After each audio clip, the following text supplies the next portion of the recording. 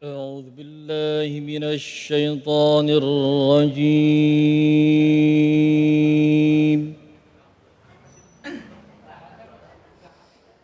بسم الله الرحمن الرحيم.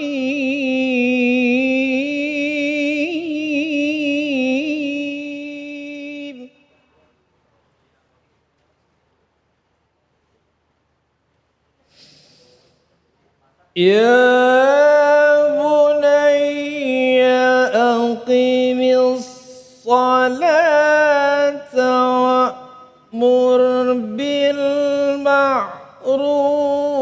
وانه عن المنكر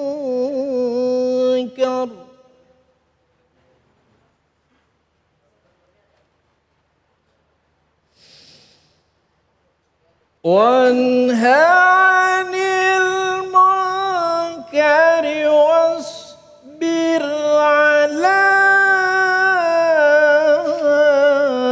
ما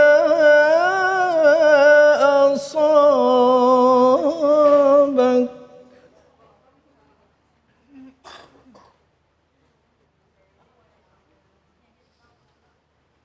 إن ذلك من عزم الأمور.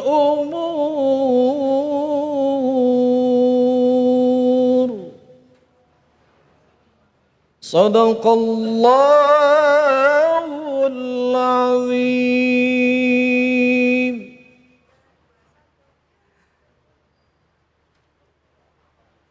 Ya, alhamdulillahirabbil alamin, sama-sama kita tadi sudah mendengarkan pembacaan ayat suci Al-Qur'an surah Luqman. Ayat berapa? Ayat 17 ya. Nah, sesuai dengan tema kita yang hari ini kita akan membahas tentang apa ya? Tentang akhlak anak kali ya. Bagaimana cara kita mendidik anak ya. Akhlak orang tua di dalam mendidik anak itu begitu kita perlukan. Nah, untuk mengkaji dan juga mengartikan serta menafsirkan ayat ini ya tentunya sudah hadir seperti yang tadi sudah saya sampaikan guru kita Ustadz Samsul Ma'arif. Silakan Ustadz Fadl. Ya. Assalamualaikum warahmatullahi wabarakatuh. Waalaikumsalam warahmatullahi wabarakatuh. Alhamdulillahi rabbil alamin. Wabihi nasta'inu ala umuri dunya wad din. Wassalatu wassalamu ala ashrafil mursalin. Sayyidina wa maulana Muhammadin sallallahu alaihi wasallam wa ala alihi wa ashabihi ajmain, amma ba'du. Bapak-bapak, ibu-ibu, pemirsa Cahaya Hati yang dirahmati Allah. Alhamdulillah pada hari ini kita masih diberikan kesempatan oleh Allah untuk bertemu, untuk ngaos. Untuk apa, Bu? Ngaji, Bu. Mudah-mudahan kajian tafsir hari ini akan membawa manfaat fid dini wad dunya wal akhirah. Amin Allahumma amin Allahumma ya rabbal alamin. Tadi Ustadz Slamet sudah membacakan surah Luqman ayat 17. Mengapa disebut dengan surah Luqman? Karena ini ada cerita tentang orang yang soleh, sekalipun bukan nabi, bukan rasul, tapi patut dijadikan sebagai sebuah contoh bagi kita semua. Terutama contoh bagi orang tua dalam mendidik anak. Ini kira-kira ibu-ibu sudah punya anak apa belum? Cucu. Kayaknya kelihatannya kok masih belum punya anak nih. Alhamdulillah. Ayat ini diawali dengan kalimat ya bunayya. Ya itu harfu nida. Huruf yang digunakan untuk memanggil. Oi, kira-kira begitu. Bunayya itu dari kata bunuun atau ibnun yang artinya anak. Anak biologis. Ada ibnun itu anak biologis, bintun itu anak biologis. Kalau waladun bisa biologis, bisa ideologis. Kalau ibnun pasti anak kandung itu. Bintun juga anak kandung. Nah, kata bunayya itu bentuk tasghir. Apa itu tasghir? Ja'ala syai'a shaghiron, menjadikan sesuatu itu kecil. Misalnya kitabun dibuat bentuk tasghir kutaibun, kitab kecil. Bu, ibu bapak pernah mendengar sahabat yang namanya Abu Hurairah? Kenal Abu Hurairah? Kenalan di mana? Abu Hurairah itu salah seorang sahabat yang paling dekat dengan Nabi yang banyak meriwayatkan hadis. Namanya aslinya Abdurrahman bin Sakhr. Namanya Abdurrahman. Tapi panggilannya Abu Hurairah. Abu itu bapak, Hurairah itu kucing kecil. Nah, Hurairah itu dari kalimat hurratun yang artinya kucing, lalu ditashir menjadi Hurairah. Kucing kecil. Nah, tashir ini ada kalanya hakikian, ada kalanya maknawian. Menjadikan sesuatu menjadi kecil itu hakiki. Tapi bisa jadi kata tashir itu digunakan bukan hakikatnya, tetapi maknanya. Kata bunayya, anak kecil ya, anak ya kecil. Kecuali bocah. Ya, bocah walaupun badannya gede, otaknya belum pecah. Itu bocah. Anak kecil iya fisik. Tetapi tashir kadang-kadang dimaknai secara maknawi. Artinya digunakan bentuk tashir adalah karena kedekatan dan rasa sayang. Nabi Muhammad SAW memanggil istrinya ya Humaira. Itu dari kata hamro yang artinya merah.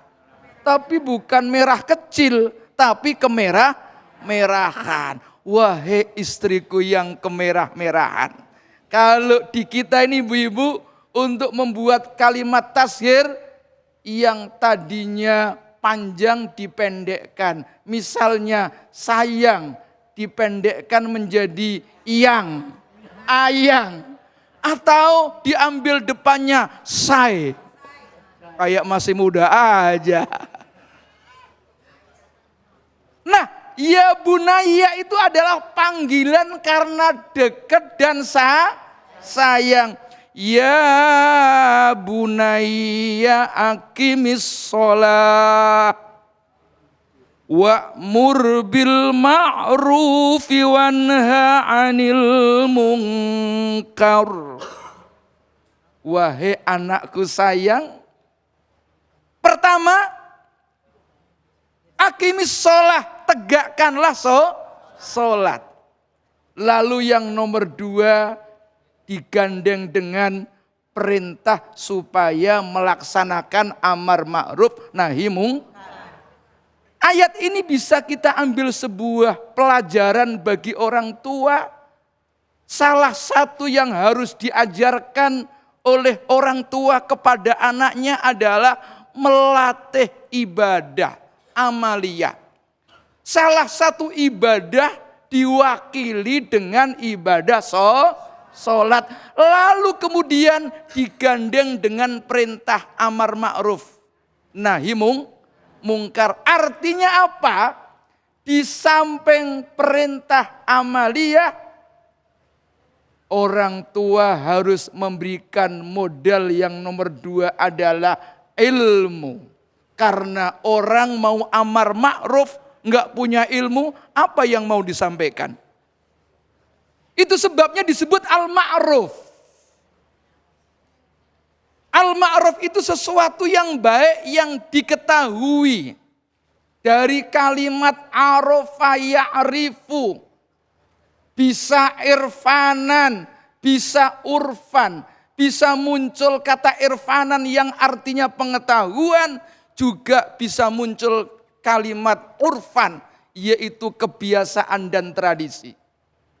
Dalam adigium kaidah hukum ada terminologi uruf. Uruf itu adat. Al-adah muhakkamah misalnya. Nah, orang yang mau amar ma'ruf harus tahu. Tidak hanya sekedar tahu, tidak hanya sekedar alim, tetapi harus arif, harus bijaksana. Itu sebabnya orang sholat bareng gandeng dengan orang yang ngerti ilmunya. Kalau enggak ngerti ilmunya, ya banyak amaliyah kita, ibadah kita ditolak gara-gara tidak ngerti ilmu. Jadi perintah sholat dengan perintah amar ma'ruf itu satu paket. Satu sisi orang tua punya kewajiban mengajarkan ibadah amaliyah yang sifatnya praktis. Di sisi yang lain juga harus mengajarkan kualitas ilmu. Karena apa? Ibadah amaliyah tanpa ilmu, maka bisa jadi amaliyah ibadahnya ditolak, tidak diterima.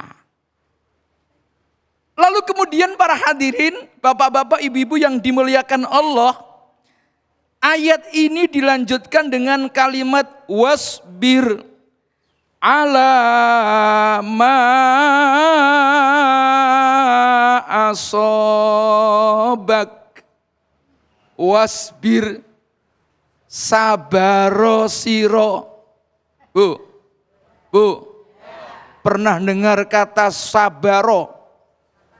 Iya, karena ibu-ibu punya anak 3 bulan gak bayar-bayar, ngaji gak bayar-bayar, gurunya ngingetin, nak nanti kalau pulang kamu baca yang kenceng ya. Baca apa? Ba fathah ba, ya fathah ya, ro fathah ro, bayaro. Ustadznya ngajarin begitu, begitu pulang emak-emaknya bales, nanti kalau ketemu ustadzmu baca yang kenceng ya. Sod fathah so, ba fathah ba, ro fathah ro, sabaro. Satu-satu, ya Bu ya. Nah, dalam rangka melaksanakan amar ma'ruf nahi mungkar itu banyak tantangan, banyak ujian, banyak godaan. Apalagi kalau ustadznya ganteng kayak begini nih. Oh, dari tadi ibu-ibu siapa tuh? Udah punya istri apa belum? Ujiannya banyak, macam-macam ujian orang amar ma'ruf nahi mungkar. Maka yang harus diajarkan yang nomor 3 adalah wasbir alama asobak.